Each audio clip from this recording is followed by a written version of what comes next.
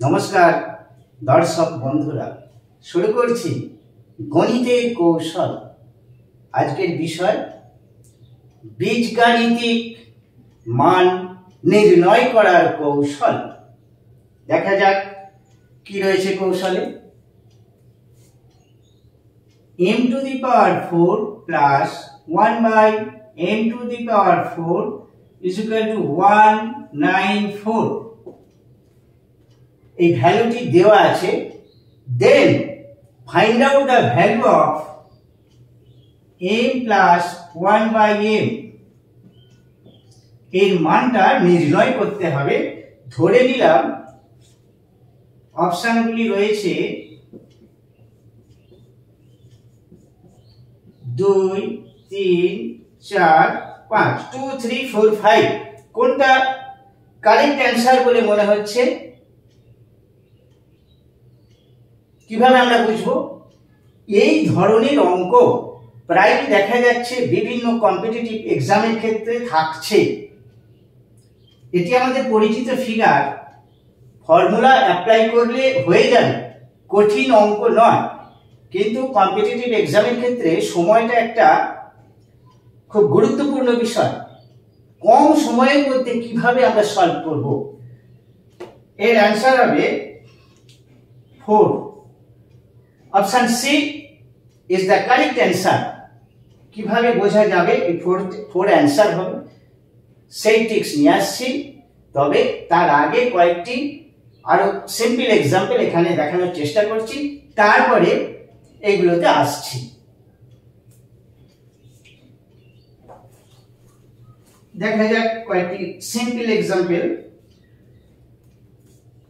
x plus 1 by x is equal to 3। এই মানটি দেওয়া রয়েছে, আর আমরা এটা হলে আমরা মান বার করব x square plus 1 by x square. এটাই মান কত? খুব পরিচিত একটি অঙ্ক।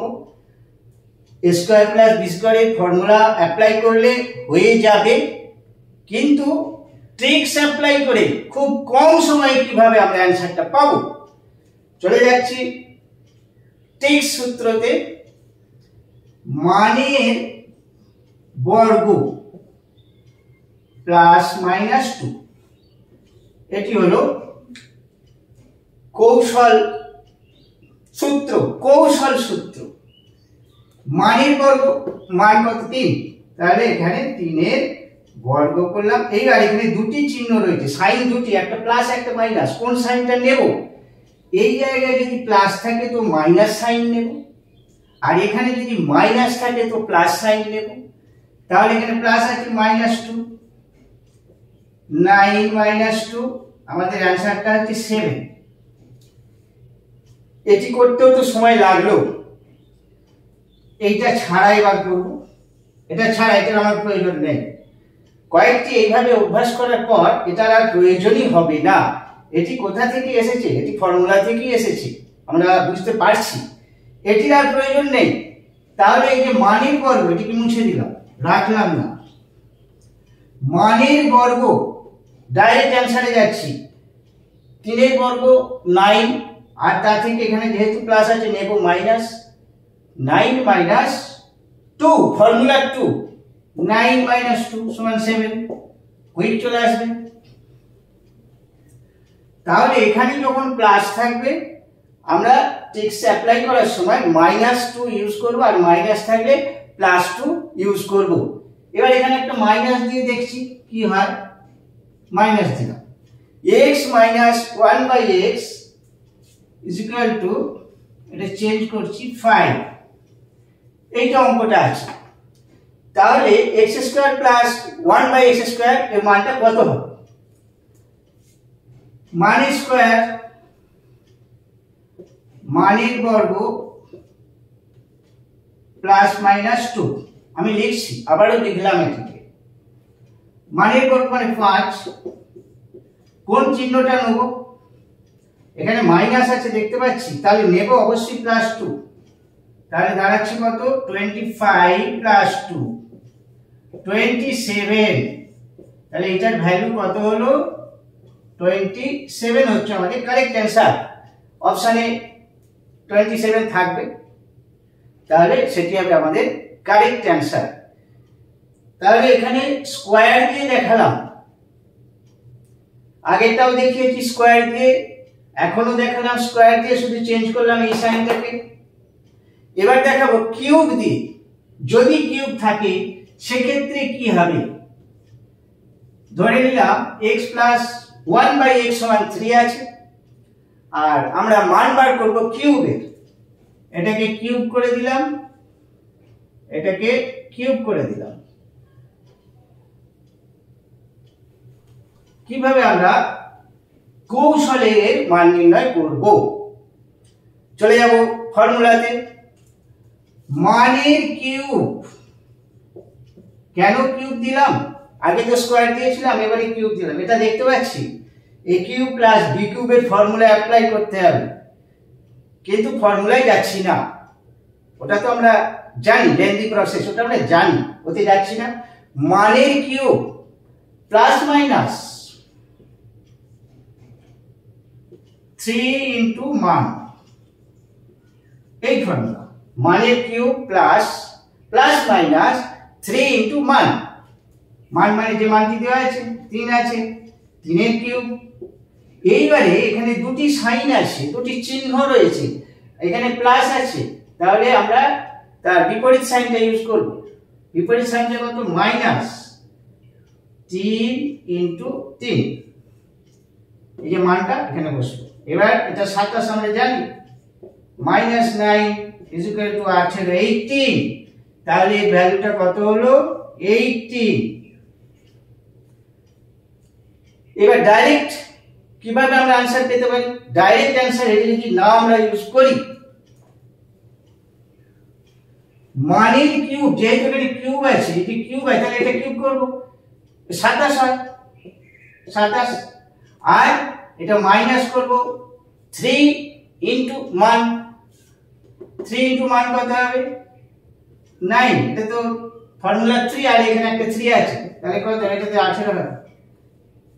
ডাইরেক্ট आंसर করা যাবে কয়েকটা অভ্যাস করার পর।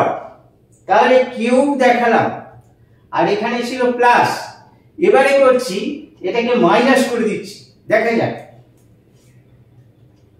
Minus x minus 1/x is equal two 3 হলে x কিউব, এটাকে কিউব করছি, এটাকে মাইনাস করছি, x cube minus 1/x to the power cube, এই ভ্যালুটা কত।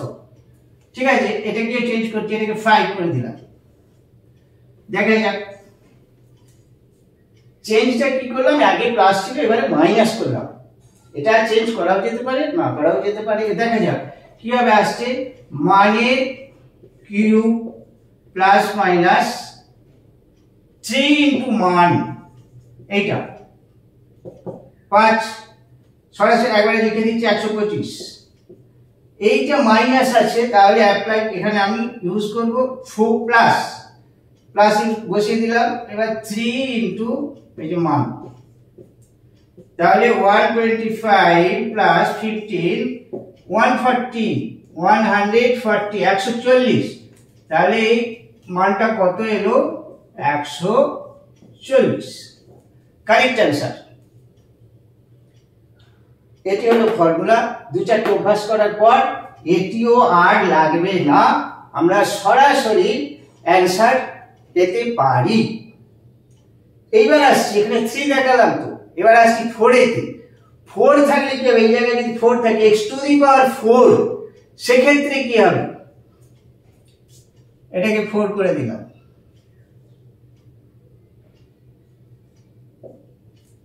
x to the power 4 plus 1/x to the power 4 কত হবে, এটাকে চেঞ্জ করলাম। প্রথমে স্কোয়ার দেখিয়েছি এই জায়গায়, তারপর কিউব দেখিয়েছি, এবার আসছি 4 এতে।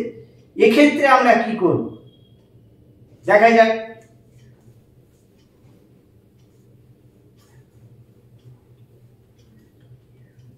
এখানে যে ট্রিক্সটি আমরা অ্যাপ্লাই করব, একটু ডিফারেন্স রয়েছে, একটু ডিফারেন্স, মান স্কোয়ার প্লাস মাইনাস 2 লিখলাম। মান স্কোয়ার প্লাস মাইনাস 2 এইটার বর্গ মাইনাস 2 এইটা, তাহলে চলে যাচ্ছে মানে 4 4 বর্গ 4 বর্গ।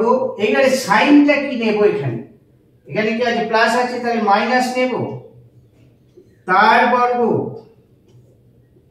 মাইনাস 2, এটা ভিতরে কত আসছে 16 মাইনাস 2 তার বর্গ মাইনাস 2, এটা কত আছে 14, 14 বর্গ মাইনাস 2। 14 বর্গ কত হয় আমরা তো জানি 196 হয় 14 বর্গ, তা থেকে 2 বিয়োগ 194, এটি হবে অ্যান্সার, এটি অ্যান্সার। এটিও করা যাবে, কয়েকটি অভ্যাস করে নেওয়ার পর ডাইরেক্ট অ্যান্সার করা যাবে। তাহলে এতক্ষণ যেগুলি দেখালাম মানটির মধ্যে কোনো ঘাত বা পাওয়ার ছিল না। প্রদত্ত রাশিমালা যেটা তার মধ্যে কখনো স্কোয়ার ছিল, কিউব ছিল, এখানে 4 রয়েছে পাওয়ারটা।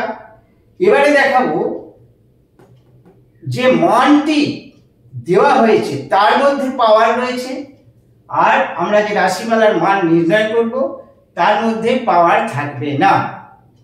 ঠিক উল্টো, আর এইগুলো ঠিক উল্টো। এবার আসছি x to the power 4 plus 1 by x to the power 4 is equal to 119, এই মানটি দেওয়া রয়েছে, আর আমরা মান নির্ণয় করব x মাইনাস 1 বাই x, এইটা সমান কত। ঠিক উল্টো দেখাচ্ছি, আগে এতক্ষণ যেগুলো দেখালাম তার ঠিক উল্টো, এদিকে পাওয়ার দেওয়া রয়েছে, ওদিকে পাওয়ার দেওয়া নেই। এগুলো কিন্তু আরো সোজা, সরাসরি চলে যাব মানটার কাছে।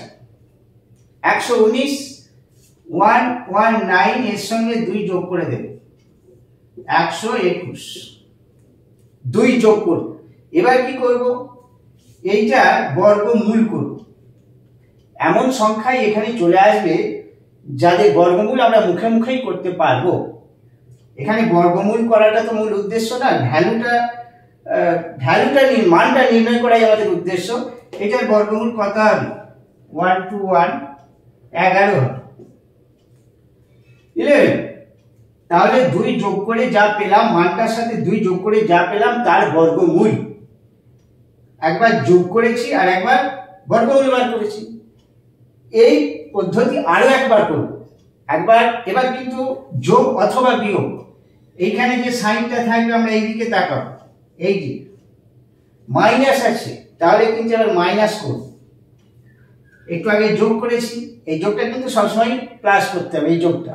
তাহলে 11 থেকে 2টা মাইনাস করব 9 পাবো, এটা 9 পেয়েছি। যোগ করে এটা যা পেয়েছিলাম তার বর্গমূল করেছি। এবার যোগ অথবা বিয়োগ, এটা বিয়োগ কেন করলাম, এটা মাইনাস আছে বলে মাইনাস করেছি। এটা যদি প্লাস থাকতো তো এটাকে প্লাস করতাম। আবার এটার বর্গমূল 3, আমাদের কারেক্ট অ্যান্সার ইজ 3। তাহলে এই ভ্যালুটা কত হলো 3, অ্যান্সারটা হচ্ছে 3। দেখে জটিল মনে হলেও এটা কিন্তু খুব একটা জটিল নয়। একবার 2 যোগ যা পাবো তার বর্গমূল, যা পাবো তার সঙ্গে 2 যোগ অথবা বিয়োগ, তারপরে আবার একবার বর্গমূল। যোগ অথবা বিয়োগ কেন বলছি, এই সাইনটার উপর ডিপেন্ড করছে 2 যোগ করব, দ্বিতীয়বারের যে যোগ বিয়োগটা 2 যোগ করব না 2 বিয়োগ করব, এই কেসটা এইটার উপর ডিপেন্ড করছে। এইবারে আসছি, এটা মাইনাস দিয়ে দেখালাম, এবার আসছে এটা প্লাস থাকলে কি হবে, এই যে প্লাস করে দিলাম x প্লাস। এবার এই ভ্যালুটাকে চেঞ্জ করে দিচ্ছি 194, এটা মানটা দেওয়া আছে আর ওর মানটা নির্ণয় করতে হবে। 194 ঠিক আগের মতো 2 যোগ করে দেবো 196 এইবারে বর্গমূল 196 এর বর্গমূল কত হবে? 196 এর বর্গমূল আমাদের মুখস্থ আছে 14। এইবার এই 14 এর সাথে আরেকবার এটা প্লাস করেছি, 14 এর সাথে আরেকবার 2 প্লাস করব না মাইনাস করব? এই দিকে তাকাও, এই জায়গাটা আমরা এই জায়গাটায় তাকাও, এই সাইনটা প্লাস আছে তাহলে প্লাস দিব, কত হলো 16 যোগ বর্গমূল যোগ বর্গমূল,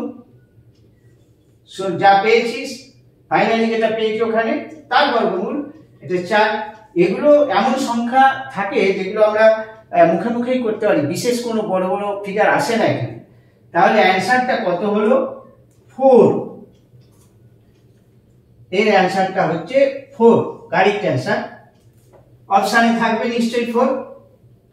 আর যদি 4 না থেকে থাকে, এমন থাকতে পারে উপরের কোনোটিই নয়, সেক্ষেত্রে সেটাই উত্তর হবে। আর 4 থাকলে 4 উত্তর হবে।